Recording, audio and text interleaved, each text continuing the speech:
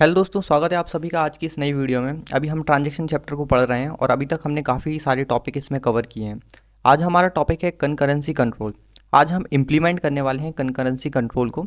इसमें दो तरह के प्रोटोकॉल्स को हम पढ़ेंगे। पहला है लॉग बेस्ड प्रोटोकॉल और दूसरा है टाइम स्टैम्प बेस्ड प्रोटोकॉल। अब देखते हैं पहले कनकरेंसी कंट्रोल में कुछ पॉइंट्स को। Here we will study those protocol which guarantee to general schedule which always satisfy desirable properties like conflict serializable.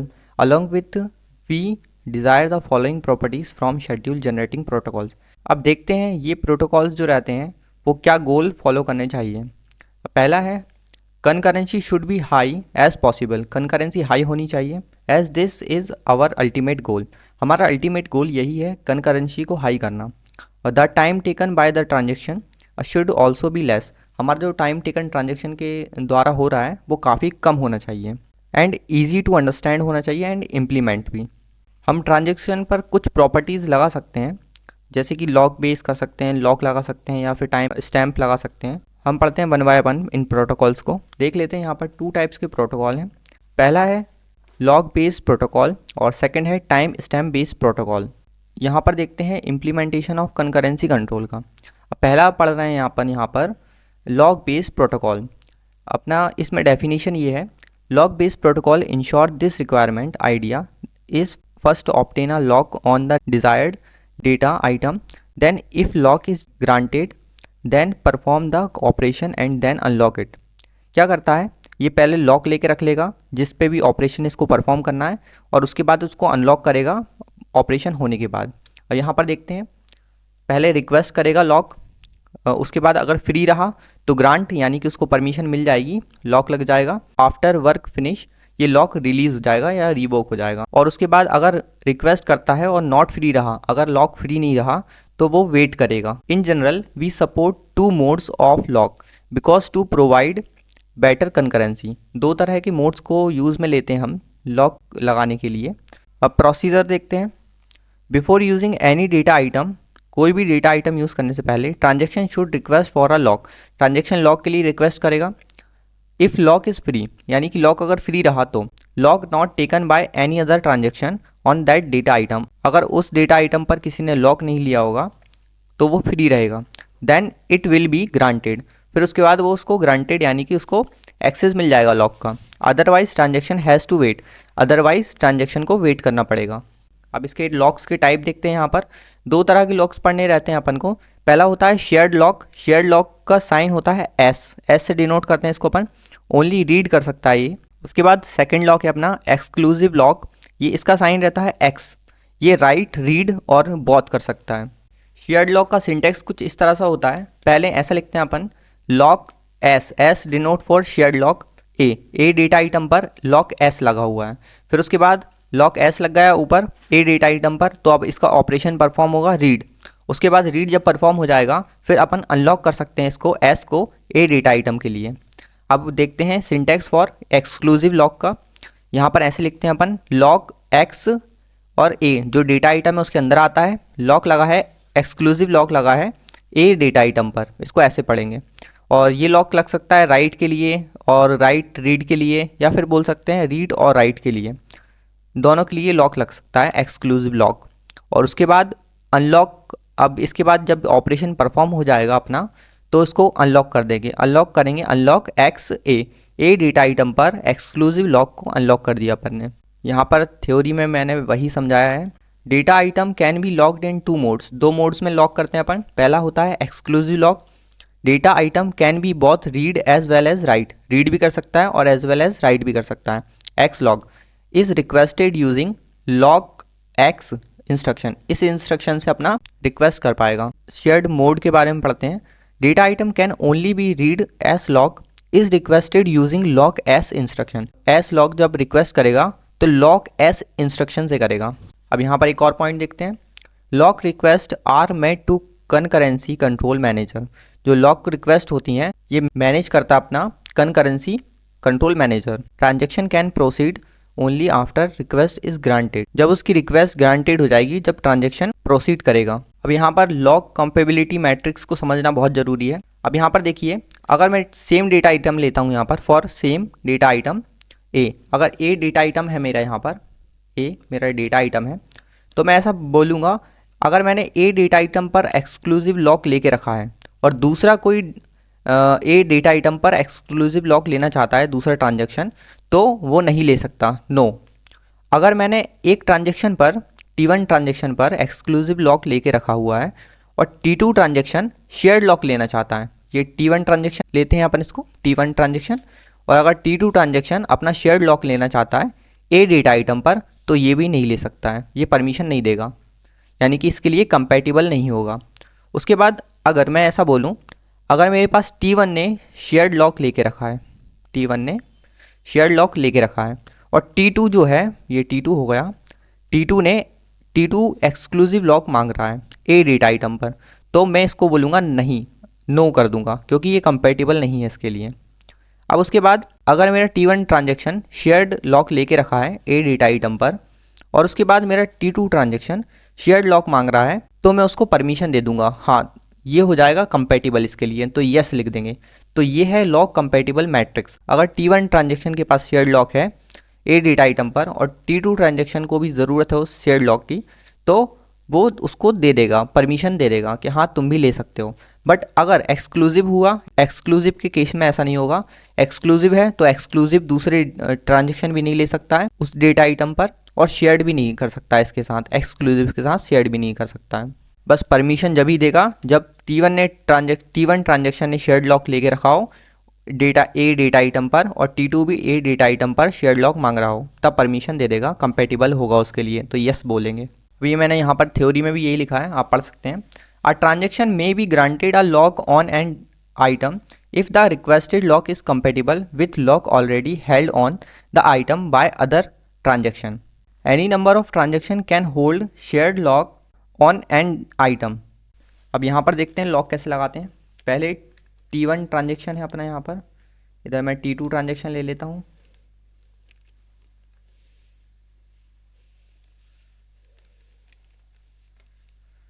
और ये अपना यहाँ पर लॉक मैनेजर ले लेते हैं, लॉक मैनेजर। अब उसके बाद मुझे लॉक लगाना है। अब यहाँ पर देखते हैं ट्रांजेक्शन 1 में जो ए डेटा आइटम है इस पर रीड भी हो रहा है और यहाँ पर राइट भी हो रहा है ए डेटा आइटम पर। जब रीड और राइट दोनों होता है तब अपन लेते हैं काम किसका, एक्सक्लूसिव लॉक का। तो यहाँ पर अपन कौन सा लॉक लगाएंगे, एक्सक्लूसिव लॉक। और उसको कैसा इंस्ट्रक्शन लिखते हैं उसके लिए, लॉक एक्स, और किस डेटा आइटम पर लगा रहे हैं, ए पर लगा रहे हैं, तो यहाँ पर ऐसा लिखेंगे, पहले लॉक लगाया, एक्सक्लूसिव लॉक लगाया अपन ने, एक्स से डिनोट करेंगे उसको, और ए डेटा आइटम पे लगाया, तो ऐसा लिखेंगे। ए डेटा आइटम कहीं बिजी नहीं होगा, तो अगर इस पर रिक्वेस्ट करेगा और बिजी नहीं होगा यानी कि फ्री होगा, तो लॉक मैनेजर उसको ग्रांटेड कर देगा। यहाँ पर लिख देंगे अपन ग्रांट एक्सक्लूसिव लॉक ग्रांट करेगा ए डेटा आइटम पर T1 के लिए, T1 ट्रांजेक्शन में ए डेटा आइटम पर ये ग्रांट कर देगा। उसके बाद क्या होगा यहाँ पर देखेंगे अपन, अब क्या हुआ, फिर उसके बाद अपना ऑपरेशन परफॉर्म होगा। यहाँ पर रीड होगा, read A is equals to A minus 100। उसके बाद राइट होगा,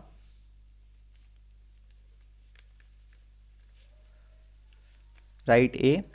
अब देखो यहाँ पर क्या हो रहा है, T1 ट्रांजेक्शन इतना पूरा हो चुका है, उसके बाद T2 ट्रांजेक्शन आ चुका है। यहाँ पर देखिए आप, T2 ट्रांजेक्शन आ चुका है। अब T2 ट्रांजेक्शन भी ए मांग रहा है, यहाँ पर इसको भी ए डेटा आइटम पर रीड चाहिए, तो एक्सक्लूसिव लॉक यहाँ ले रखा है।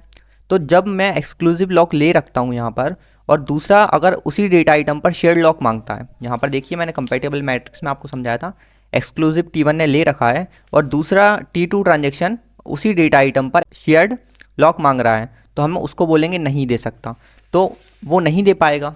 तो मैं क्या करूँगा, मुझे इस लॉक को अनलॉक करना पड़ेगा, तो मैं यहाँ पर अनलॉक कर दूँगा, अनलॉक करूँगा exclusive lock a data item के लिए, तो अब ये अनलॉक हो चुका है। तो यहाँ पे मैं लिख दूँगा मैंने रिलीज़ कर दिया, या फिर मैं बोलूँगा रिवोक कर दिया एक्सक्लूसिव लॉक को ए डेटा आइटम के लिए T1 ट्रांजेक्शन में। तो ऐसे लिखेंगे अपन इसको यहाँ पर। अब उसके बाद अब यहाँ पर देखेंगे T2 ट्रांजेक्शन जो है अपना, ये T2 ट्रांजेक्शन है, इसमें क्या हो रहा है, रीड हो रहा है ए डेटा आइटम पर। तो यहाँ पर जब भी रीड होता है, अब राइट नहीं हो रहा है यहाँ पर ए डेटा आइटम पर, तो यहाँ पर रीड हो रहा है, तो अपन कौन सा लॉक लेंगे, शेयर्ड लॉक। शेयर्ड लॉक लेते हैं अपन। जब भी रीड होता है तो लॉक लिखेंगे, एस स्टैंड फॉर शेयर्ड और ए डेटा आइटम पर। ठीक है, अब यहाँ पर ऑपरेशन परफॉर्म करेंगे, रीड हुआ ए। अब यहाँ पर आपने लॉक लिया, ये शेयर्ड लॉक लिया, तो आप लिख सकते हैं ग्रांट, कौन सा लॉक लिया, shared lock a data item पर T2 ट्रांजेक्शन पर। ये लॉक मैनेजर ये पूरी हिस्ट्री मैनेज करके रखता है किसने कौन से लॉक लिए। उसके बाद यहाँ पर देखिए, अब इसका काम हो चुका है, तो ये अनलॉक भी कर सकता है यहाँ से, ये अनलॉक कर देगा शेयर्ड लॉक को, क्योंकि इसने अपना रीड परफॉर्म कर लिया है। अब यहाँ से मैं लिख दूंगा रिवोक ए डेटा आइटम पर T1 ट्रांजेक्शन में। अब क्या हो रहा है यहाँ पर देखिए, यहाँ पर फिर से रीड हो रहा है, लेकिन डेटा आइटम है C, तो मैं C के लिए लॉक लगाऊंगा। C डेटा आइटम के लिए मैं कौन सा लॉक लगाऊंगा, शेयर्ड लॉक लगाऊंगा, क्योंकि यहाँ पर सिर्फ रीड हो रहा है। तो अब मैं करूँगा यहाँ पे ग्रांट, इसको परमिशन मिल जाएगी अगर फ्री रहा तो। ग्रांट कौन सा लॉक है, शेयर्ड लॉक है, कौन सी डेटा आइटम पर है और T2 ट्रांजेक्शन में है। इस तरह से लिखेंगे अपन, तो लॉक लग गया। अब उसके बाद ऑपरेशन परफॉर्म होगा, रीड सी। अब देख सकते हैं आप यहाँ पर। उसके बाद यहाँ पर जब ऑपरेशन परफॉर्म हो गया तो मैं इसको अनलॉक भी कर सकता हूँ, क्योंकि अब मुझे ज़रूरत नहीं है इसकी। अनलॉक कर देगा एस को सी डेटा आइटम पर। यहाँ पर मैं रिवोक कर दूंगा, रिवोक मतलब रिलीज़ करना। रिवोक कर देंगे अपन कौन से, शेयर्ड लॉक को, कौन से डेटा आइटम पर, सी डेटा आइटम पर T2 ट्रांजेक्शन में। अब यहाँ पर देखिए आप, इतना काम हो चुका है अपना यहाँ पर शेड्यूल में। अब उसके बाद वापस T1 ट्रांजेक्शन परफॉर्म हो रहा है। अब T1 ट्रांजेक्शन में वापस से आ जाते हैं अपन। तो यहाँ पर क्या हो रहा है, अब बी डेटा आइटम आ चुका है, बी डेटा आइटम पर रीड भी हो रहा है और राइट भी हो रहा है। तो अब यहाँ पर मैं कौन सा लॉक लूँगा, आई होप आपको समझ में आ गया होगा कौन सा लॉक लेना है। अपन को एक्सक्लूसिव लॉक लेना है, ये लिया अपन ने एक्सक्लूसिव लॉक। अब यहाँ पर इसको ग्रांट हो जाएगी, परमिशन मिल जाएगी अगर फ्री रहा तो। ग्रांट हुआ, कौन सा लॉक लिया अपन ने, एक्सक्लूसिव बी डेटा आइटम पर और T1 ट्रांजेक्शन में। अब यहाँ पर लेते हैं अपन लॉक, ये ले चुके हैं। अब उसके बाद ये ऑपरेशन परफॉर्म करेंगे। पहले अपन को रीड भी करना है, इसमें ऐड करना है, फिर राइट करना है। ठीक है, तो पहले अपन ने रीड किया बी, उसके बाद b is equals to b plus 100, और फिर अपन ने राइट कर दिया, राइट भी किया। अब अपना पूरा काम खत्म हो चुका है। अब अपन अनलॉक कर देंगे, अनलॉक कर देंगे किसको, एक्सक्लूसिव लॉक को बी डेटा आइटम के लिए, और यहाँ पर रिवोक हो जाएगा लॉक मैनेजर में। रिवोक क्या हो जाएगा, exclusive lock B data item पर T1 ट्रांजेक्शन में, सॉरी। तो कुछ इस तरह से अपन बेसिक लॉक लगाते हैं। अब यहाँ पर एक पॉइंट है, a locking protocol is a set of rules. Locking protocol एक सेट ऑफ रूल है जो फॉलो करता है बाय ऑल ट्रांजेक्शन फॉलो करते हैं while requesting and releasing locks, request करते समय और रिलीज करते समय लॉक को। अब यहाँ पर एक नोट पॉइंट देखिए आप, lock based protocol do not ensure serializability, ये इंश्योर नहीं करता सीरियलाइजेबिलिटी को। As granting and releasing of lock do not follow any order and any transaction any time may go for lock and unlock, but neither it is conflict serializable nor independent from deadlock. ना ही इसमें conflict serialisable होता है, ये ना ही ये independent होता है डेडलॉक के। अब यहाँ पर देखिए ये पॉइंट बोल रहा है कि कभी भी लॉक लग जाता है, कभी भी अनलॉक हो जाता है, इसमें कोई सीरियल ऑर्डर नहीं है। तो अपन क्या करेंगे यहाँ पर, इसमें एक और पॉइंट है, we shall require that each transaction in system follow a set of rules.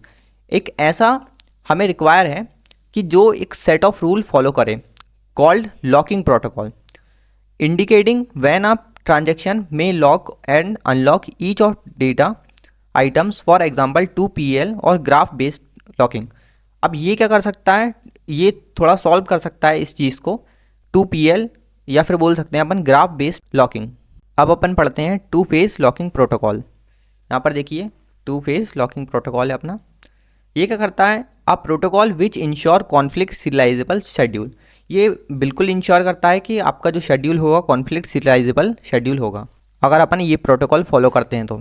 अब इसमें भी कुछ बातें समझना बहुत ज़रूरी है। पहला है, इसमें lock and unlock request done in two phase, दो फेज में होती हैं लॉक एंड अनलॉक रिक्वेस्ट। पहला होता है ग्रोइंग फेज, ट्रांजेक्शन में obtain locks but not release any lock. अब ग्रोइंग फेज में क्या होता है, सारे लॉक को ऑब्टेन करेगा बट रिलीज नहीं करेगा किसी भी लॉक को। और फिर होती है श्रिंकिंग फेज, ट्रांजेक्शन में रिलीज लॉक, पहले अब ये रिलीज कर सकता है but may not obtain lock. अब यहाँ पर रिलीज करेगा बट यहाँ पर कोई लॉक ऑब्टेन नहीं करेगा। अब मैं क्या कह रहा हूँ आपको एग्जांपल से समझाता हूँ। अब जो अपना प्रीवियस एग्जांपल था, अब इस पर अपन पहले बेसिक लॉक लगाए थे अपन ने, अब इस पर 2PL लॉक लगाते हैं। तो देखते हैं टू फेज लॉकिंग प्रोटोकॉल लगाते हैं यहाँ पर अपन इस पर, तो क्या होता है, किस तरह से फॉलो करता है ये देखते हैं। तो सबसे पहले यहाँ पर T1 T2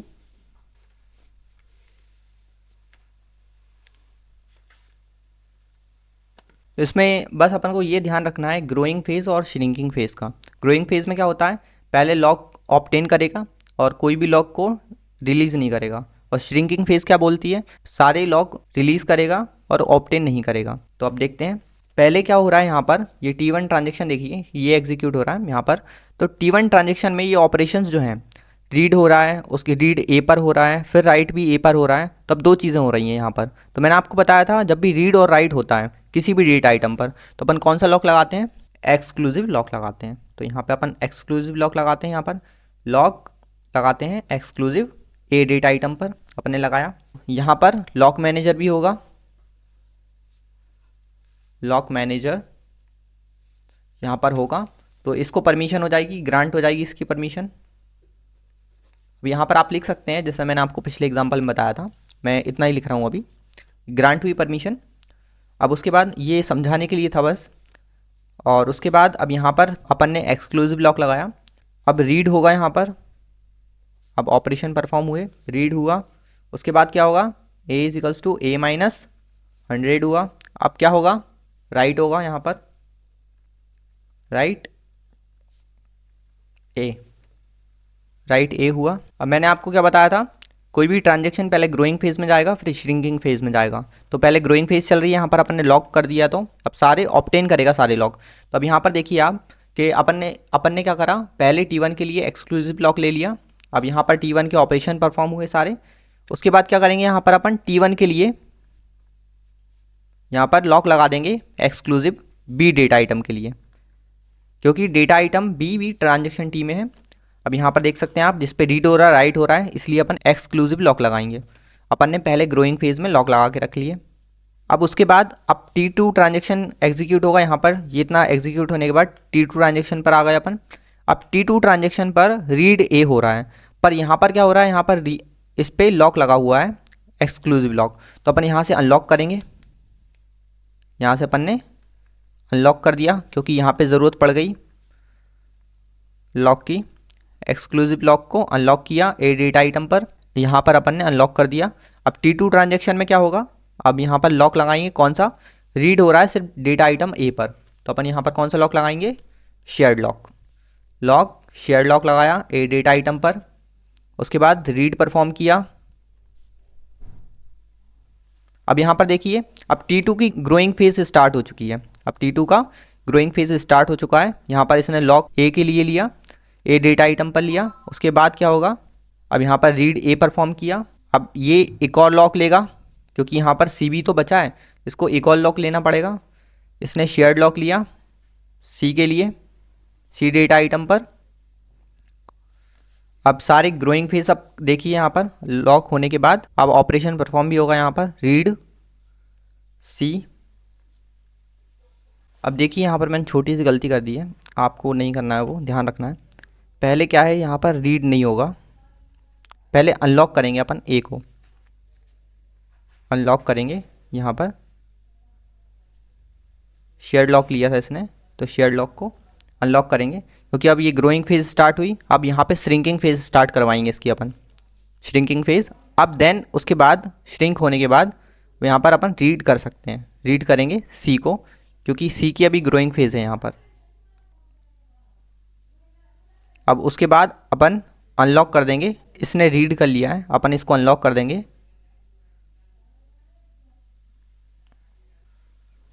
अनलॉक कर देंगे शेयर्ड लॉक को सी के ऊपर से। अब उसके बाद देखिए यहाँ पर ये T1 ट्रांजेक्शन फिर से एग्जीक्यूट होगा। तो अब यहाँ पर अपन T2 में काम कर चुके हैं जितना भी होना था। अब T1 पर आएंगे। T1 में हमने लॉक लेके रखा हुआ है बी डेट आइटम पर, तो अब यहाँ पे परफॉर्म होगा read B plus 100 write B. अब देन हम यहाँ पर अनलॉक कर देंगे। अनलॉक क्या करेंगे, यहाँ पर अपन ने लेके रखा था एक्सक्लूसिव लॉक, तो एक्सक्लूसिव लॉक को अनलॉक कर देंगे बी डेट आइटम पर। इस तरह से होता है 2PL प्रोटोकॉल एग्जीक्यूट। अब कुछ इंपॉर्टेंट पॉइंट्स देखते हैं 2PL के बारे में। 2PL इंश्योर कॉन्फ्लिक्ट सीरियलाइजेबिलिटी, ये कॉन्फ्लिक्ट सीरियलाइजेबिलिटी इंश्योर कर देता है। If a schedule is allowed या followed by 2PL then it's ensure conflict serializable schedule. अगर कोई शेड्यूल अलाउ करता है 2PL या फॉलो करता है 2PL तो वो कॉन्फ्लिक्ट सीरियलाइजेबल होगा ही होगा। अब उसके बाद सेकंड पॉइंट है serialisability order determined by lock point. अब यहाँ पर मैं आपको लॉक पॉइंट बता देता हूँ क्या होता है। यहाँ पर देखिए, जो यहाँ पर जो फर्स्ट अनलॉक ऑपरेशन है ये वाला, और उसके बाद जो लास्ट लॉक ऑपरेशन है, यहाँ पे फर्स्ट अनलॉक ऑपरेशन और लास्ट लॉक ऑपरेशन, ये होता है अपना लॉक पॉइंट। और लॉक पॉइंट के बेस पर अपन देखते हैं ऑर्डर। पहला अनलॉक कहाँ पर आ रहा है, T1 में, और उसके बाद T2 में आ रहा है लॉक पॉइंट लास्ट। तो अपन इस तरह से देखते हैं लॉक पॉइंट को। अब मैं लॉक पॉइंट की डेफिनेशन लिखवा देता हूँ आपको यहाँ पर।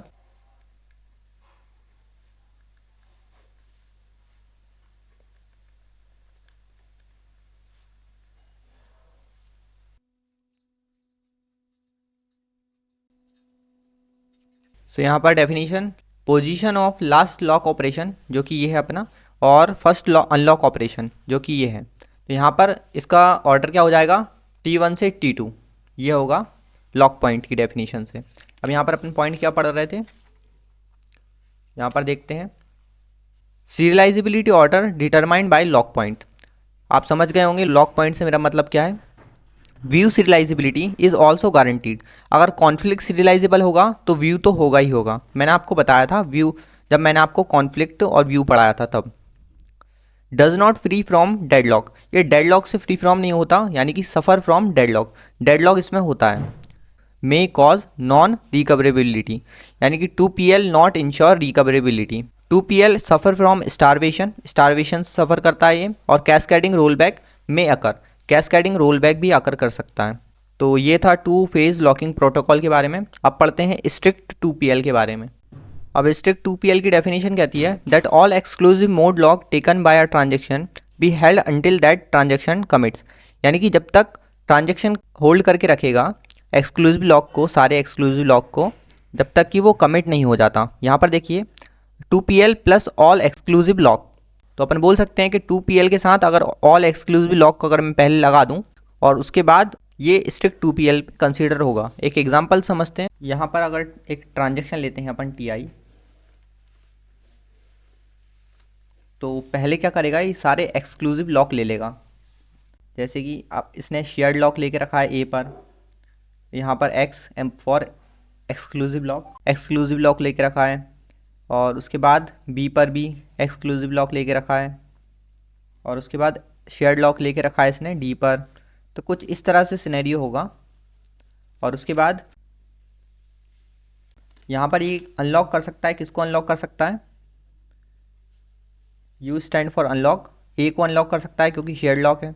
और किसको अनलॉक कर सकता है, यहाँ पर D को अनलॉक कर सकता है, D को भी अनलॉक कर सकता है। बट कमिट या रोल बैक होने से पहले ये एक्सक्लूसिव लॉक को अनलॉक नहीं कर सकता। तो पहले यहाँ पे कमिट होगा, रोल बैक होगा, देन ये अनलॉक कर पाएगा C को और B को, C को, B को और C को। तो कुछ इस तरह से स्ट्रिक्ट 2PL होता है। Important point about strict 2PL देखते हैं। पहला पॉइंट है कॉन्फ्लिक्ट सीरियलाइजेबल, ये गारंटी करता है कॉन्फ्लिक्ट सीरियलाइजेबल होगा। उसके बाद रिकवरेबल शेड्यूल होगा, कैस्केडलेस शेड्यूल भी होगा, यानी कि नो कैस्केडिंग रोल बैक होगा इसके अंदर। स्ट्रिक्ट रिकवरेबल भी होगा, और सफ़र फ्रॉम डेडलॉक और सफ़र फ्रॉम स्टारवेशन। अब ये दो कंडीशन इसमें फुलफिल नहीं हो पाती। अब अपन देखते हैं नेक्स्ट अपना, अब रिगोरस 2PL में देखते हैं क्या होता है। यहाँ पर ये 2PL ऑल लॉक्स, अब ऑल लॉक्स का मतलब यहाँ पर शेयर्ड लॉक और एक्सक्लूसिव लॉक। अब स्ट्रिक्ट 2PL क्या कर रहा था, पहले सारे एक्सक्लूसिव लॉक लेके रख रहा था, पर ये क्या कर रहा है, ऑल लॉक्स मतलब शेयर्ड लॉक भी, यहाँ पर शेयर्ड है, shared lock and exclusive lock दोनों को लेके रखता है, सारे लॉकों को। Must be hold by the transaction until commit, जब तक कमिट नहीं होगा तब तक ये अनलॉक नहीं होंगे। यहाँ पर देखिए आप 2PL plus all locks release after commit, commit के बाद अनलॉक होंगे शेयर्ड और एक्सक्लूसिव लॉक। अब यहाँ पर एक नोट पॉइंट है, most database implement rigorous 2PL locking. ज़्यादातर जो डेटाबेस होते हैं रिगोरस 2PL फॉलो करते हैं, but refer to if as simply two phase locking, but refer करते हैं टू फेज लॉकिंग को। अब यहाँ पर देखते हैं बट करके 2 पॉइंट लिखे हैं, rigorous 2PL suffer from deadlock, rigorous 2PL suffer from starvation. ये भी डेडलॉक और स्टारवेशन से सफ़र करता है। अब देखते हैं नेक्स्ट अपना, जो शायद इसका सॉल्यूशन होगा। नेक्स्ट से पहले इसका एग्जांपल देख लेते हैं। इसका एक एग्जांपल है, अगर TI कोई अपना ट्रांजैक्शन है, यहाँ पर इसने शेयर्ड लॉक ले रखा है A पर। अब यहाँ पर क्या होगा, ऑल लॉक्स पहले लगेंगे और ऑल लॉक्स लेने के बाद कमिट होगा, देन अनलॉक कर पाएंगे। तो B, यहाँ पर C ले लेते हैं और शेयर्ड लॉक D पर ले लेते हैं। अब देन यहाँ पर कुछ और भी होंगे, फिर कमिट होगा, कमिट या रोल बैक होगा अपना, देन ये अनलॉक कर पाएगा। वहाँ पर क्या होता था स्ट्रिक्ट 2PL में, वहाँ पर सिर्फ एक्सक्लूसिव लॉक को लेके रखता था, फिर कमिट या रोल बैक होता था, फिर उसके बाद अनलॉक हो पाता था। पर यहाँ पर दोनों लेने के बाद कमिट या रोल बैक होगा, उसके बाद अनलॉक होगा। तो फिर अनलॉक A करेंगे, अनलॉक B करेंगे यहाँ पर, फिर अनलॉक करेंगे C को, और फिर अनलॉक कर देंगे D को। अब देखते हैं अपना last conservative 2PL। The idea is there is no growing phase transaction start directly. यहाँ पर आइडिया ये है कि इसमें कोई ग्रोइंग फेज स्टार्ट नहीं होती directly from lock point. Transaction must first acquire all the required locks, then only it can start execution. सारे लॉक को पहले ले लेगा, ये भी आइडिया रिगोरस की तरह ही काम करता है। If all the locks are not available, then transaction must release the acquired locks and must wait. अगर कोई इसको लॉक नहीं मिलता तो उसके लिए वेट करेगा। Shrinking phase will work as usual. Shrinking phase work करती है as usual and transaction can unlock any data item anytime. Unlock कर सकता है किसी भी डेटा आइटम को किसी भी टाइम पे। अब यहाँ पर मैंने नोट पॉइंट लिखे हैं, देख सकते हैं आप। इट इंश्योर कॉन्फ्लिक्ट सीरियलाइजेबल को इंश्योर करता है, रिकवरेबिलिटी इंश्योर होती है, कैस्केडलेस होता है, और नो कैस्केडिंग रोल बैक। अगर कैस्केडलेस होगा तो नो कैस्केडिंग रोल बैक होगा इसमें, और स्ट्रिक्ट रिकवरेबल भी होता है। और यहाँ पर ये जो 2PL वाले अपने जो पहले वाले 2PL थे सारे, ये कंडीशन को फुलफिल नहीं कर पा रहे थे। No deadlock, freedom from deadlock, यहाँ पर डेडलॉक से फ्रीडम होती है इस कंजर्वेटिव 2PL इस प्रोटोकॉल में। अब ये प्रोटोकॉल बट एक चीज़ से अपन को इंश्योर नहीं कर पाता, वो है सफ़र फ्रॉम स्टारवेशन। स्टारवेशन सफ़र करता है ये। इन सभी प्रोटोकॉल्स को अपन इसलिए यूज़ करते हैं ताकि हम कनकरेंसी को हाई कर सकें और जो हमारा ट्रांजैक्शन टाइम लेता है उसको लेस कर सकें। इसलिए हम इन सभी प्रोटोकॉल्स को यूज़ करते हैं, और जिसमें सबसे ज़्यादा फ़ायदा इसमें कंजर्वेटिव में है और रिगोरस में काफ़ी फ़ायदा देखने को मिला। अब इस टॉपिक को एक ड्रॉ के साथ ख़त्म करते हैं। कंजर्वेटिव होगा तो रिगोरस फॉलो करेगा, स्ट्रिक्ट भी फॉलो करेगा और बेसिक भी। अगर रिगोरस फॉलो करेगा तो स्ट्रिक्ट भी करेगा, बेसिक भी करेगा। अगर स्ट्रिक्ट 2PL रहा तो बेसिक फॉलो करेगा और स्ट्रिक्ट तो करेगा ही करेगा। तो कुछ इसका आइडिया इस तरह से है। नेक्स्ट वीडियो में हम टाइम स्टैम्प प्रोटोकॉल को डिस्कस करेंगे, और अगर ये वीडियो अच्छी लगी तो लाइक कीजिए एंड कमेंट कीजिए अगर आपको कोई भी डाउट हो तो इससे रिलेटेड हम और वीडियोस बनाएंगे अगर आपको कुछ डाउट होता है तो। सो मिलते हैं नेक्स्ट वीडियो में। Thank you for watching.